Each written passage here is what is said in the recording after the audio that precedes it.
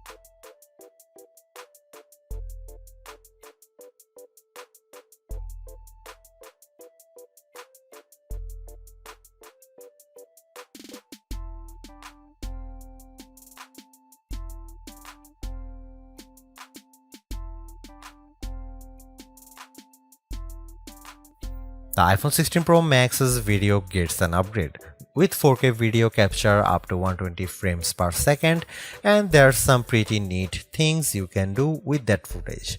Using the playback speed controls, I could slow down a ping pong match to 50%, 25% or 20%, and the footage still looked sharp. Apple Intelligence is Apple's version of AI that's designed to be more secure and helpful than what Samsung and Google offer. But right now, Apple Intelligence is more of a tease since it's in developer beta right now and it won't launch for the rest of us until October. Even then, certain features won't be available, such as visual intelligence and ChatGPT integration. So what will you be able to do with the Apple Intelligence starting in October? It starts with a new Siri. The assistant has been revamped, starting with a redesigned that makes the whole outside of the display glow when summoned. And you can type to Siri. Now you are in a situation where you don't want to use your voice. Siri is definitely more forgiving of screws up, as you can correct yourself on the fly and it will still get your command right. I started a timer and changed the time mid-sentence without a problem. You can also ask follow-up questions and Siri will get for the context. Apple Intelligence also delivers a wide range of writing tools. You can have the iPhone 16 Pro proofread your copy for grammar and word choice, or get help rewriting if you want to go for, say, a more professional tone. For example, I put together a mock email demanding a raise and I got something back that is much more appropriate. You can also have Apple Intelligence summarize long passages of text, as I did with a few notes. I wish you didn't have to select all text first, but I did get a fairly good summary of the key points for my short list of this video.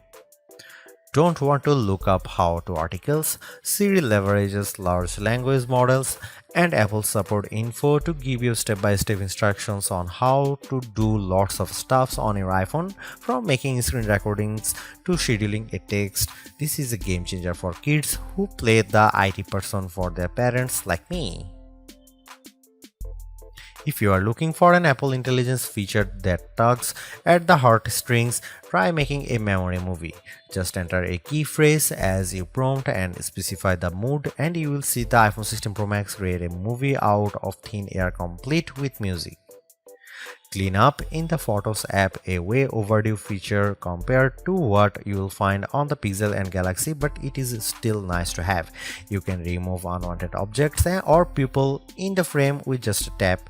The cleanup feature worked fairly well when I tried to remove a person from a selfie, but you will get the best results if the background isn't too complicated.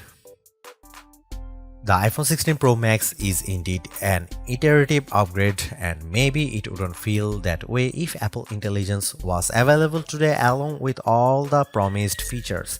Instead, it's going to trickle out over time, so I would not to be in a rush to upgrade. Having said that, I think that iPhone 16 Pro Max is the best phone money can buy right now if you want the biggest screen and longest battery life. It lags in zoom versus the S24 Ultra, but you get more endurance, better camera quality, and plenty of creative features like photographic styles and audio mix. I actually preferred the AI capabilities of the Pixel 9 Pro XL series with its smarter Gemini Live voice assistant and other features like Add Me for photos and Pixel screenshots. But the Pixel's performance and battery life trail the iPhone 16 Pro Max. For me, the iPhone 16 Pro Max retains its title as the best phone, but it's not because of Apple Intelligence.